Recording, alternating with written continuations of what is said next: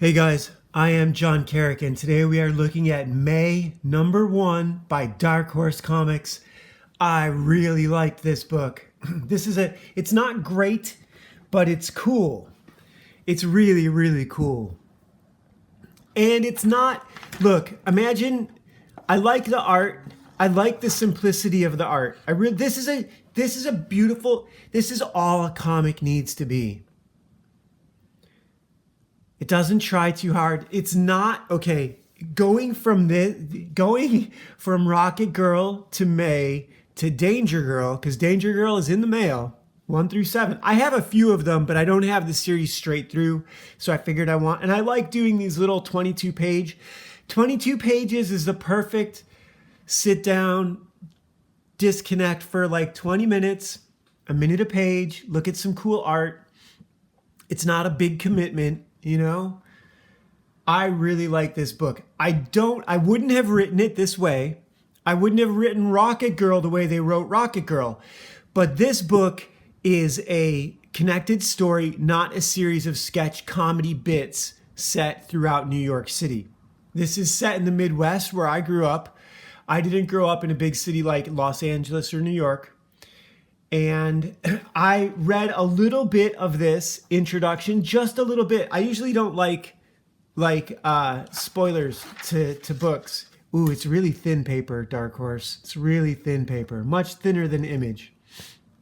It's a little more matte too, not as glossy. I love the cover.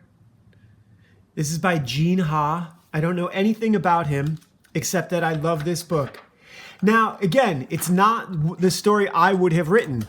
They didn't choose the main character for the main character. They chose a supporting character as the main character. This is the little sister of the Star. The Star is her big sister, Abby, but this book is called May. This is about May. This book is why I love comics. This book is all about discovery and adventure and impossible things. If Rocket Girl and Image Comics is the WB, Dark Horse is Sci-Fi and USA. Much better stories. Burn Notice, whatever show Sci-Fi Channel has, this is a whole other network. And I love this story. So her sister has run away. The cops are downstairs. Look at this. So everything that's going on, we don't even get a panel with the police. We get the house with a police car, not especially well lit. It's at night. You could have still lit this better. I would have pushed more for an NBC sort of lighting scheme. NBC and ABC do the best lighting and sets. So she is listening to the cops talk to her dad about their daughter has run away. She took her toothbrush. She's been gone overnight. And while they're talking to the police, Abby goes into her sister's room, and I skipped past the poster on the door that says "Keep Out, Especially May." It says it right there. I'm pointing out a lot on this book. I should just sit here and let you guys read it. You guys should download the digital version of this wherever you get comics. This is a good read. It's a kid's book. I mean, it doesn't advance especially fast, and it is a little bit WB. It is a little bit made for TV, but so count the special effects shots with me, right? That's practical special effects. This is just design. Her sister's room, bear claw necklace. A scarab. I don't know if you guys saw the Scarab vampire movie. I don't remember what it was called, but it was really good. I believe it was set in Spain or Portugal. And the scarab would drink your blood. It would like lock into your hand and drink your blood and stuff. So now Abby has come home while Abby's 9 years older than May, or like 7 years older than May. And she's telling her parents that she'd gone camping. She can't be that many years older. She's a few years older than May, 3 or 4. And May has to sneak out of her room but she's let these two little guys escape. So there's your first special effects shot. Is you have these two guys green screened and you have their costume and makeup. This is the credits. Story and art by Gene Ha. Color by Rose McClain. Letters by Xander Cannon.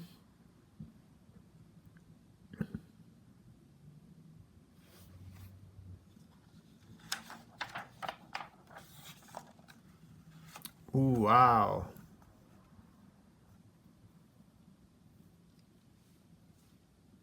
So this says now, and this was like 7 years ago. Oops, really messing this up. Let me move these out of the way.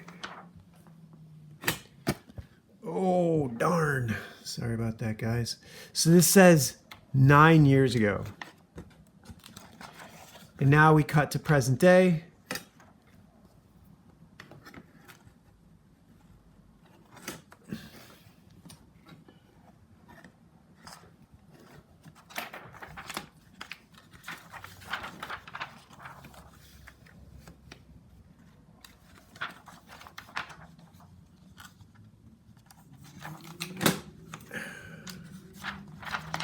There we go.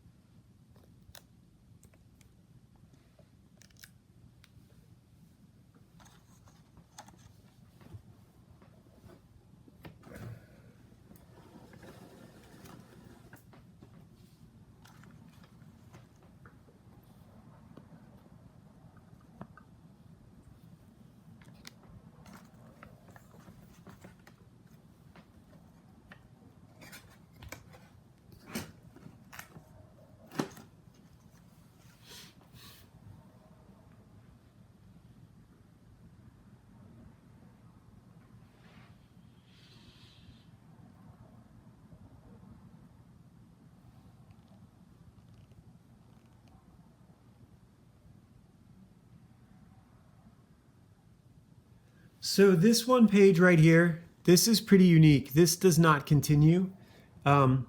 This guy's been killed. They're in an antique shop. Look at the face on this creature and the legs. That's a guy, dead guy. So this is a very big creature. There's another monster, and they're talking about this guy's dead. He lives alone. They can smell it. And then we cut away from them. That looks like the antique shop, except it's not. I think this is a different... No, it's the same one, isn't it?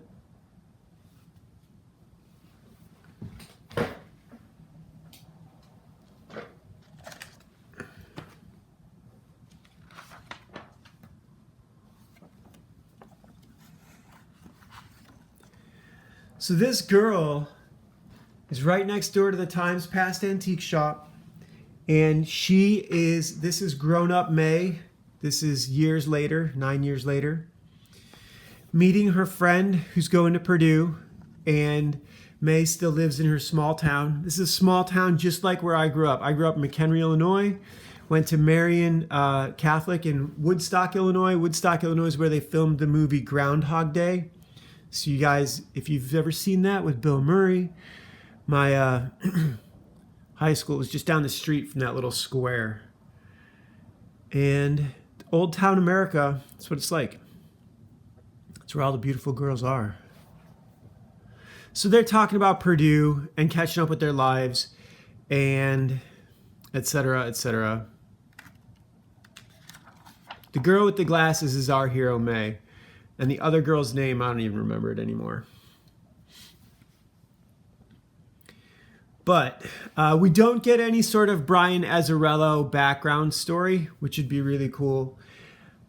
Gene Ha's art, I really like how he draws, but he doesn't waste time with extras. You know what? Fine.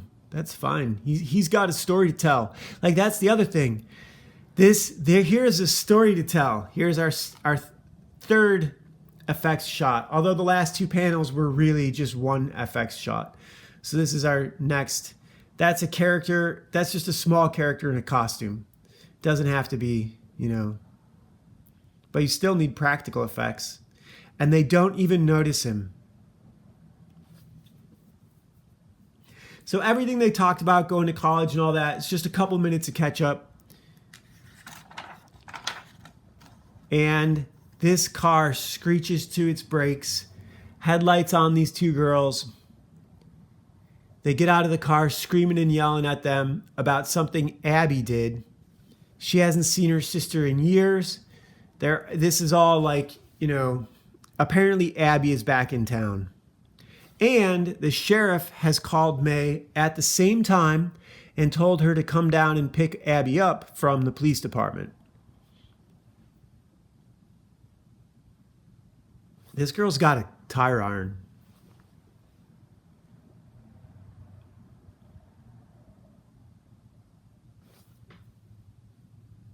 So Abby has already pissed off a couple people she hadn't seen in years.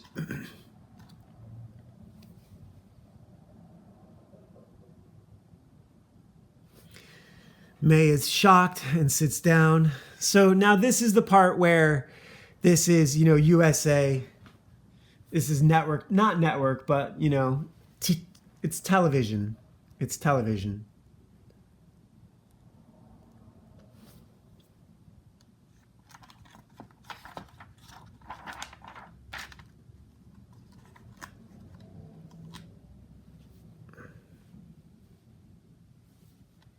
So they go to the police station. This guy likes May. He does look like a girl, the way Gene Ha draws. But he's young. He's not filled out yet. I looked like that at that age, just without the eyebrows. Here is Abby. This is the first time we see the sister. And this is where this is where it really kicks off. This is as good a concept as Rocket Girl. You guys know that show Outlander, right? I watched a season of it with my last girlfriend, and a couple seasons. She really liked it until it got gay, and I couldn't watch it anymore. But this is that same kind of thing. This is called. So I'm not really too much into spoilers. But I read this a little bit, which is an introduction from someone else, and he talks about how cool portal magic or portal fiction is. I didn't get what he meant, really, but it's like The Lion, the Witch, and the Wardrobe, or Narnia, the Narnia Chronicles, portal fiction, going to Oz, the Wizard of Oz. So that's what this is. So Abby is back, and those little creatures that we've been seeing that were in her bedroom and that were hanging around outside the bar here, Zenith Pizza.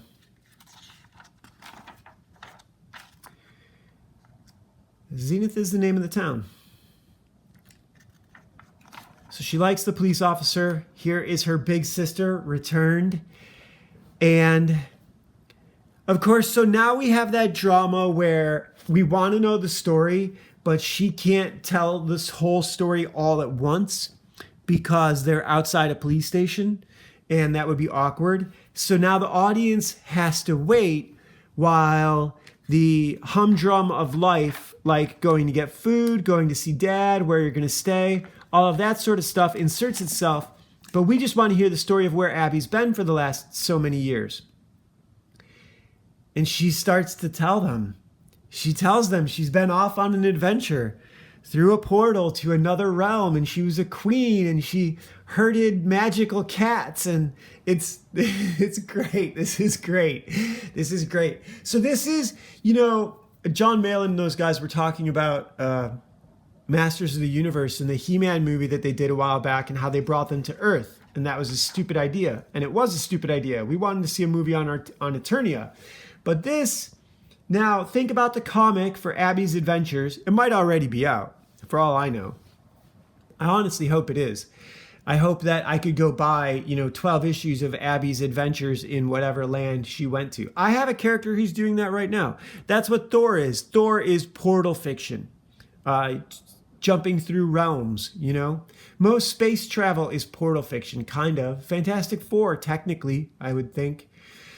So she's telling them all the stories about all the shit she's done, and they, of course, don't believe it. And now this, okay, I will give you one thing. Technically, I don't have to turn the page. This is a cute bit and it's wrapped up. See how even the follow through. So one of the links that I have in the description here is follow through in an image. I have a bunch of them, but if I get up and look for them, it'll take too long. Well, what do I care? I can hit cut.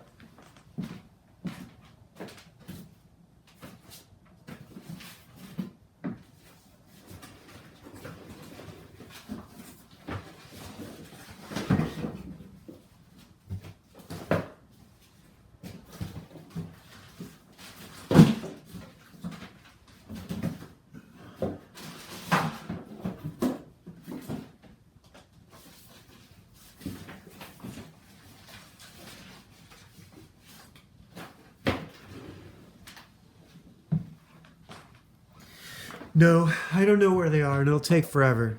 You know what? Maybe I'll cut one in over the top of this because I know I have digital versions of it. So that's what I'll do. I'll put a version over this. And so the follow through here, it's kind of a loop. It doesn't really drive you out. Do you know what I'm saying? And this is a good little bit with these cute girls having a burger and fries. Now they go to the gas station and they're like, you don't have to tell us nonsense. Please just tell me where you went. And she says, or wait, I think she waits for this girl to get out and pay for the gas. And then she's like, you can tell me the truth now. And she shows her boots. Her boots have like metal studs on them and everything, like horseshoes. And here we go. The monsters that have been around are still around. Hope this is all in focus. And I know I'm flipping the pages pretty quick. This isn't Rocket Girl, so I do wish that there was more light in this. I think even at night you can push light into the pages. She catches the guy. He draws swords, and she's got war hammers, brass axe hammers, tomahawk sort of things. This guy sets off a smoke bomb that's just about his height. He's sneaking up to hamstring from behind. I'm just going to leave this page up for a minute because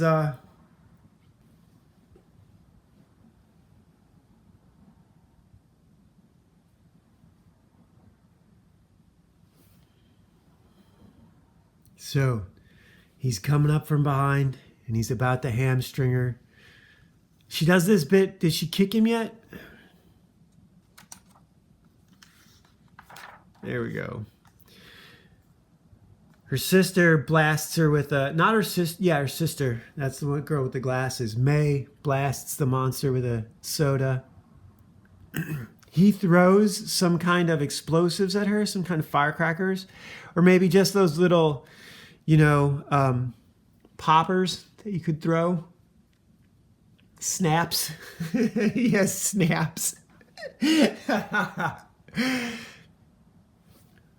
So she catches each sword. This is a move that Drizzt Do'Urden learned in, whatever the Drizzt Do'Urden books were called. In the very first one, he had someone who was teaching him, and he was insisting on doing a Musashi two-sword style, and the other guy kept catching his swords, and he kicked him in the head.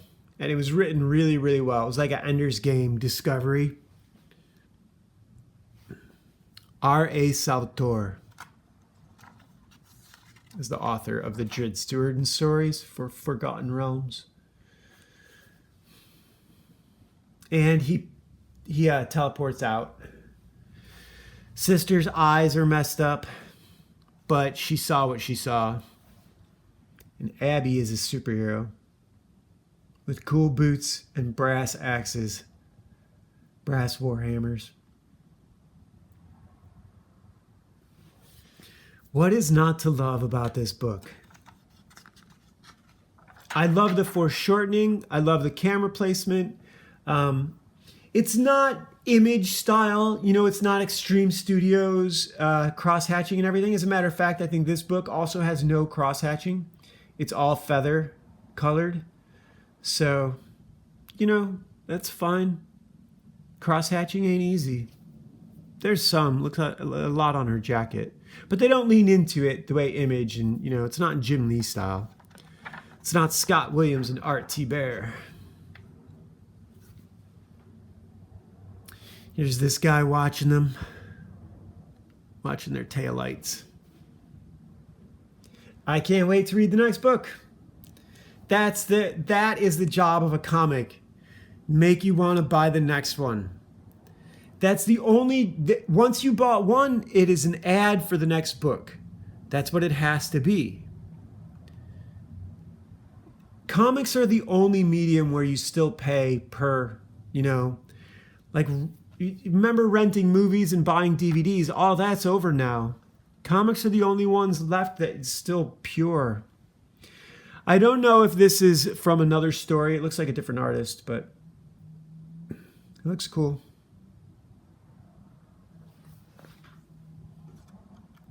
That looks like Abby and May. Clearly, this is another artist doing Abby and May go to the other world. So Abby's about to take her sister to the other world. That's awesome. I love this book. I really do. I can't wait to read the next one. I don't care what the monsters' names are. They're just monsters. Doesn't need to be more than that. The art is not the... Look, I'm reading for story, not for art criticism. If you can't tolerate other art styles, if you can't read a story in another art style, if you're only willing to read one kind of art style, are you really reading for story, or are you reading to borrow bits of hints and tips and tricks of the art that they're doing? And if you draw in the kind of art style that you like to read, that's like skaters only knowing about skating, How many worlds are in your world? Hey guys, I am John Carrick, and today we were looking at May #1 by Dark Horse Comics, and I think I am a Dark Horse guy. I think we've had some other stuff from them recently that I remember liking, and I will go back and look through and see what it was, but there was some series that I reviewed recently that I liked from them. I don't seem to get anything from Image that's worth looking at. I like this book. I don't love it, but I would watch this show. I would watch Rocket Girl too, but Rocket Girl was bad. The characters were assholes. These characters, some of them are over the top. The rednecks attacking May because her sister did something at a bar. That's a little absurd. So anyhow, today's episode is brought to you by Legacy of a Mad Scientist and The Legend of Ashley Fox, my science fiction fantasy novels. Been thinking about this. The difference, so Gene Ha, writer, artist, Amy Reeder and Brendan Montclair, right? I've been thinking about this, the bit about being the writer and the artist. And that's really important to me. I don't mind writing for other people, and certainly everybody else's art style is better than mine. They're way faster. That was something I recognized as a kid. There was no shortage of artists in comics, but the stories all suck. And here's something else I've recognized about me as a person. I tend to go about things backwards. I do the work before I build the network. And that's not how you're supposed to do it. You're supposed to go in and be an assistant editor and sweep the floors and make everyone's coffee and be the guy, the person who's in the company learning, and then you get your chance to write a comic book. An author is a different beast. An author is the root word of authority. I'm not a writer. I'm an author. It's different. It's absolutely different. When I set out to write a story, I do the whole thing. And it's good from beginning to end. Even the short stories. Even my short stories are great. They're impactful. This is good. This has a beginning. This is a beginning. Rocket Girl was a series of comedy sketches, and that's fine. But know that that's what you're doing. And the way Rocket Girl could have done better, and I've been thinking about this because this is what I'm trying to do in my stuff. I've been trying to find this. Rocket Girl was really good for me in a lot of ways because it showed me what Johnny the Homicidal Maniac did right. Yanan Vasquez had a comic book that was a series of 1 to 2 page, 3 page skits. And over the series, it actually told a complete narrative, but they were only ever skits and they had a title and they had an end. If Rocket Girl had done that, if Rocket Girl had been Dae-Young and Annie go get a hot dog, then it would have worked. If they had made it a series of sketch comedy bits, this girl with a rocket in New York City, that's what it needed. That's what it needed. And then they could do that forever, because then you're just, you're a comedy strip. You know what I mean? It's Calvin and Hobbes. So that's what I'm looking. In the zine, I want to do Calvin and Hobbes. I want to do ads. I want to do just everything crushed together, but not a straight narrative. And then for the 6 issues that I do, I want to do a straight narrative. I'm about to have my 3rd novel finished. I didn't write last night. I haven't drawn yet today. I was on the phone with the insurance companies. I went about that backwards too. So the way they want you to do it is to find a group, a healthcare group. And there's several different ones out here. I'm sure they're the same all over the country, but we have like 6 or 8. And once you're in that group, all your care is provided by that group. So the doctor I went to initially, before I even had insurance and paid for out of pocket, as part of one group, then I got insurance and they assigned me to another group. That doctor was not even there anymore, so I had to get that switched. And now I've been picked up by healthcare, but not by the group.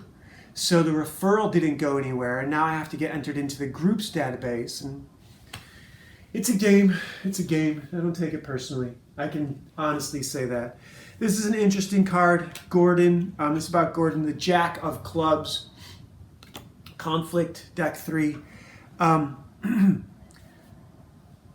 The way they phrase this is interesting. They say that you've come across someone who participated in an alternative lifestyle before the collapse. They mean a gay dude. And would you permit a gay dude in your group? I wouldn't want to have to make that choice. You know what I mean? I don't think gays are going to survive the collapse. I'm a racist that way. It is a race. Everything's a race. This is the tarot deck for today. 78 fantasy tarot cards. Get this one. Frankenstein. Isn't that awesome?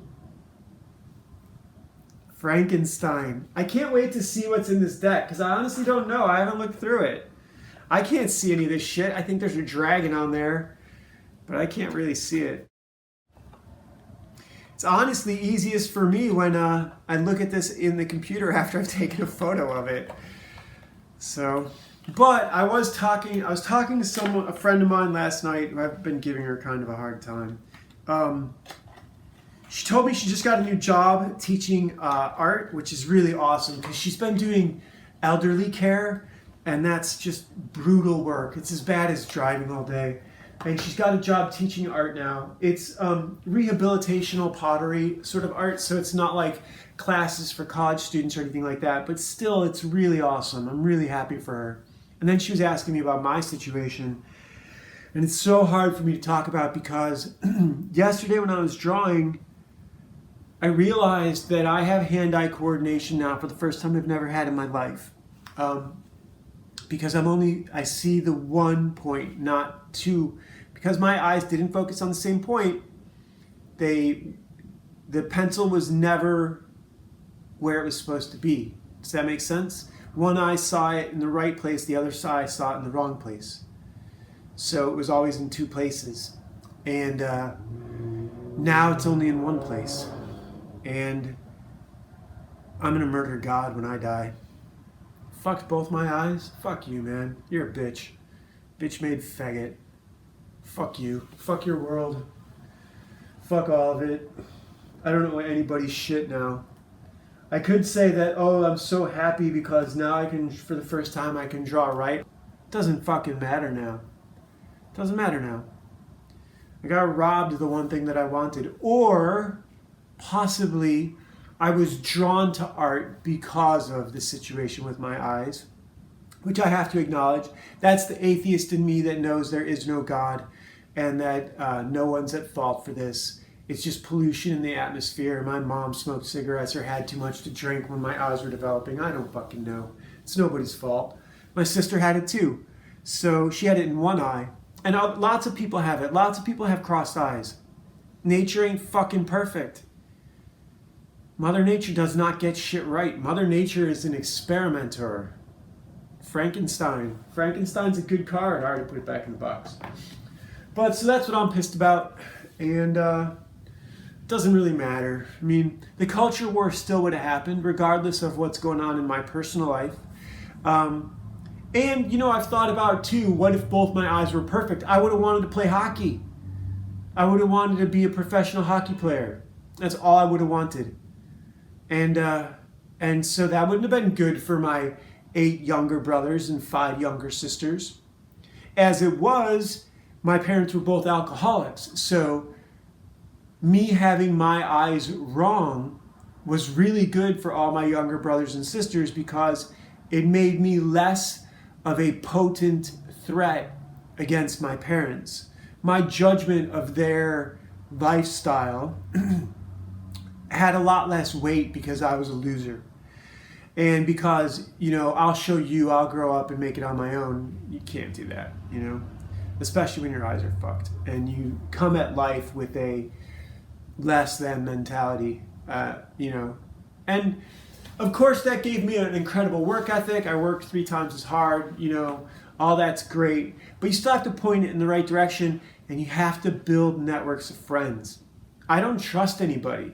So the building the networks of friends part is really hard for me. That's why I never could have gone through, I mean, I suppose I did, you know, I was doing that with editing and whatnot. But I was still writing on the side. When I think about what it would have been like to be, you know, like Brendan Montclair's situation where he's an assistant editor at DC Comics. Now, I don't know if he's a novelist. He might just be a guy who found a job at DC. Maybe that's what he wanted all his life. You know, I would think that most people who become assistant editors at a comic book company, that's what they wanted all their life. But really, that job goes to pencilers. I never wanted to be an assistant editor at a comic book company. I would have done anything for them. I would have taken any job I could get. But that's because I wanted to write and draw and have my own comics and have my own studio and make my own films and video games. I was never limited by comics either. I have never been limited by the medium. That's why I write. This is the purest form. If you can't get it down on the page, good luck getting it down on the comic book.